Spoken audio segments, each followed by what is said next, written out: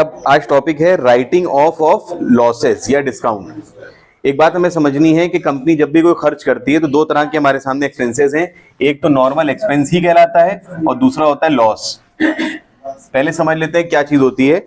Expense को करने के लिए हमें एक्चुअली कैश को आउटफ्लो करना पड़ता है। फॉर एग्जांपल बिजली का बिल देना है तो हमें पैसा देना पड़ेगा उस बिल को भरने के लिए, वो है एक्सपेंस। ऐसी किराया देना है, हमें पैसा देना पड़ेगा किसी को तो किराया दे दिया जाता है, तो वो है एक्सपेंस। दूसरा है लॉस।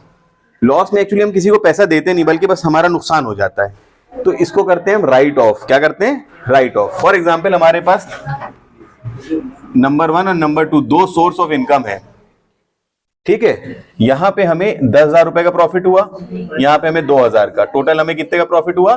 12,000 का। दूसरे साल हमें यहाँ पे 4,000 का लॉस हो गया और यहाँ पे हमें 6,000 का फायदा हुआ। तो हम ये नहीं कहेंगे कि हमें 4,000 का लॉस और 6,000 का फायदा, टोटल हम क्या कहेंगे? हमें सिर्फ 2,000 का प्रॉफिट हुआ। मतलब हमारे एक सोर्स ऑफ इनकम से दूसरे का लॉस कवर अप हो गया। बस सिंपल सी बात ये कि एक सोर्स ऑफ इनकम से दूसरे सोर्स का लॉस कवर अप हो गया। नेट इफेक्ट क्या निकल के आया कि साहब प्रॉफिट 2,000 का हुआ। ऐसे ही बिजनेस में है। फॉर एग्जाम्पल अगर हम डिबेंचर की बात करें, हमारे पास 10,000 डिबेंचर हैं और एक डिबेंचर कितने का है? 100 रुपए का। इसका मतलब हमारे पास टोटल डिबेंचर की वैल्यू कितनी है?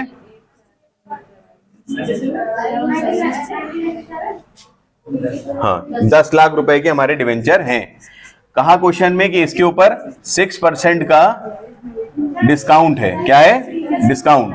तो अगर हम डिस्काउंट निकालें तो 10 लाख रुपए का 6% कितना निकला? कितना आया? 60,000। 60,000 रुपए का डिस्काउंट आ गया। क्वेश्चन फर्दर ये कह रहा है कि हर साल, क्वेश्चन में ये लिखा हुआ है 5 साल तक के हम इस discount and issue of debenture को प्रिपेयर करेंगे, इस अकाउंट को। और these debentures are redeemable by annual drawing of 2 lakh rupees. 2 lakh रुपए की ड्राइंग हर साल होगी। तो अब हम यहाँ पे इसको एक तरह का टेबल बना लेते हैं हर साल को।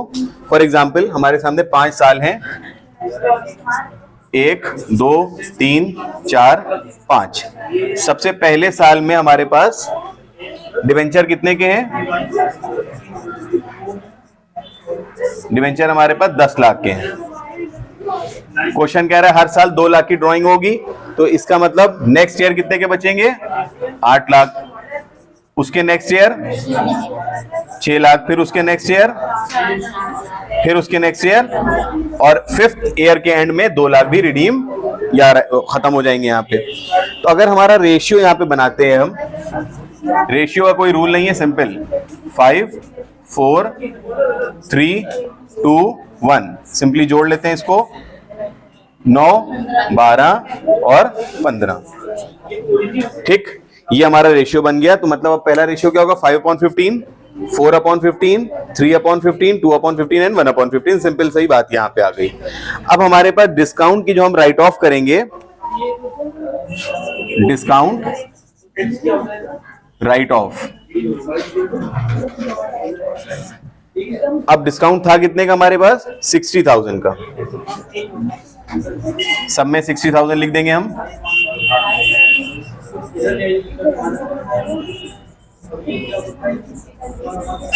इस रेशियो में बांट देंगे 5/15, 4/15, 3/15, 2/15 और 1/15।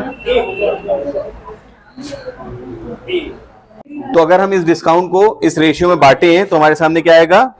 बोलते रहना। 20,000, 16,000, 12,000, कितना? 8,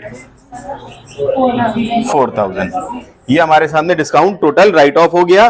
टोटल 60,000 रुपए का हमारा डिस्काउंट राइट ऑफ हो गया। इस गिवन पर्टिकुलर रेशियो में हर साल थोड़ा थोड़ा करके हमारा डिस्काउंट खत्म हो गया। ये हमारे सामने नॉर्मल एक टेबल बन जाती है। अब हम इसका अकाउंट बनाएंगे, ठीक है। अकाउंट में हम लोग क्या करेंगे?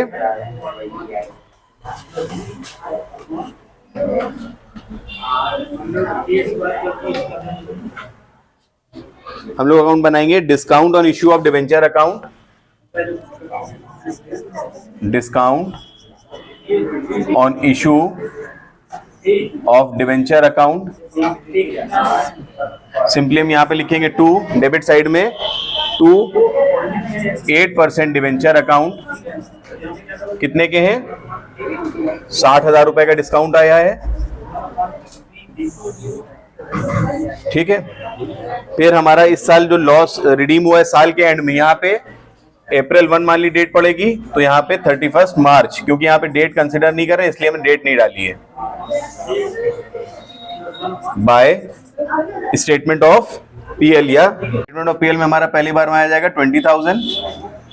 फिर हमारा कितना बैलेंस बचा, बाय बैलेंस सीडी कितना बचा 40,000, यहाँ पे टोटल कर देंगे 60,000।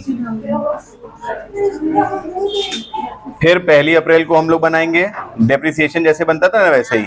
नेक्स्ट ईयर का मान लो ये 2000 है तो ये 2001 हो जाएगा, टू बैलेंस बीडी कितना आ गया 40,000। फिर उसके बाद 2002 मार्च 31 बाय स्टेटमेंट ऑफ पीएल कितना आ गया, अब कितना राइट ऑफ हो रहा है 16,000। फिर बैलेंस कितना आ जाएगा 24,000। फिर यही 24,000 यहाँ पे आएगा।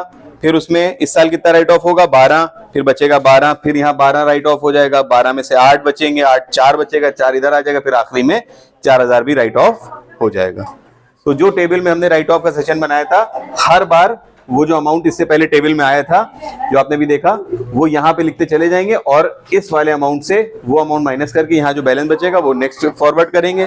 फिर नेक्स्ट ईयर का जो राइट ऑफ अमाउंट होगा वो, फिर बैलेंस, इस तरह से ही चीजें आगे चलती रहेंगी और आखिरी में आपका आंसर नील हो जाएगा, बराबर हो जाएगा दोनों तरफ।